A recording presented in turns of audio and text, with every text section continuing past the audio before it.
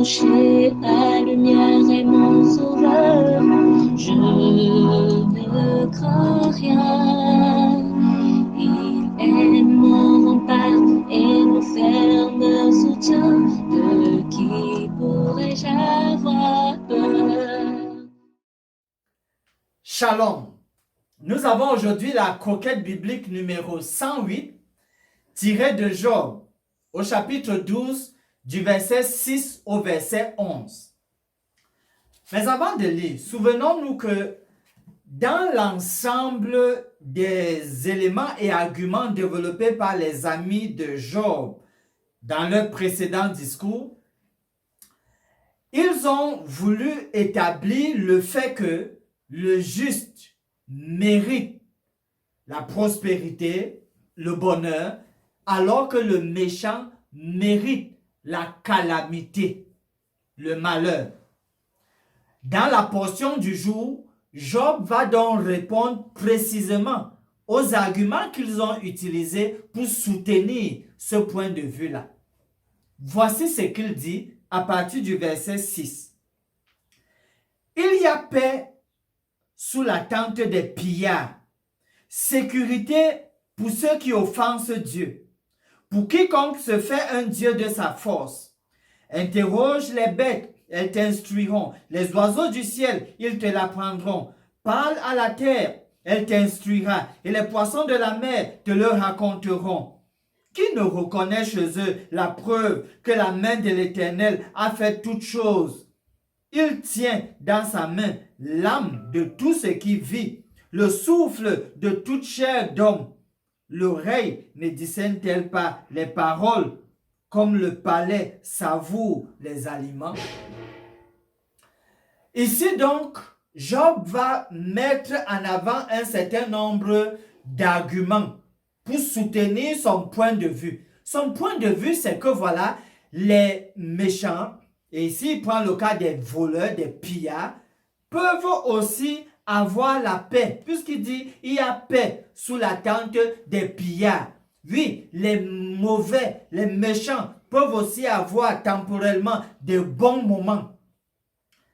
Et de la même façon donc, les justes peuvent aussi, pour un temps, avoir des malheurs, faire face à des difficultés. Et il dit d'ailleurs que Dieu lui permet, et c'est lui qui sait. Pourquoi? On en vient donc à nous dire qu'il nous faut à tout prix éviter d'avoir des arguments avec les malades. C'est-à-dire entrer dans un échange tellement musclé où chacun voudrait avoir raison. Écoutez, nous ne pouvons pas toujours tout comprendre au sujet de ce qui n'a pas bien marché pour qu'une personne précisément se retrouve en train de souffrir de telle maladie ou telle autre pathologie.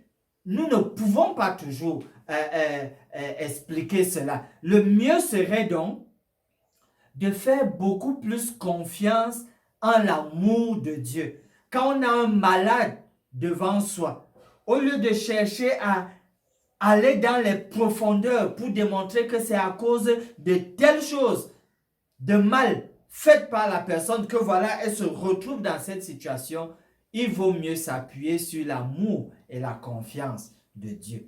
Et dans ce sens, donc, nous avons cette promesse en guise d'interrogation justement pour nous faire réfléchir. Dans le psaume 77, à partir du verset 8, le Seigneur rejettera-t-il pour toujours? Ne sera-t-il plus favorable? Sa bonté est-elle à jamais épuisée? Sa parole est-elle anéantie pour l'éternité? Dieu a-t-il oublié d'avoir compassion? A-t-il dans sa colère retiré sa miséricorde? Faisons confiance à l'amour de Dieu. Oui, faites confiance à cet amour. Et au nom de cet amour-là et de la confiance que vous manifestez, permettons que le nom de Dieu soit glorifié dans votre vie et dans votre expérience. Finissons par ce mot de prière. Dieu notre Père, nous sommes donc toujours l'objet de tes soins d'amour. Nous n'en sommes pas toujours conscients, Seigneur.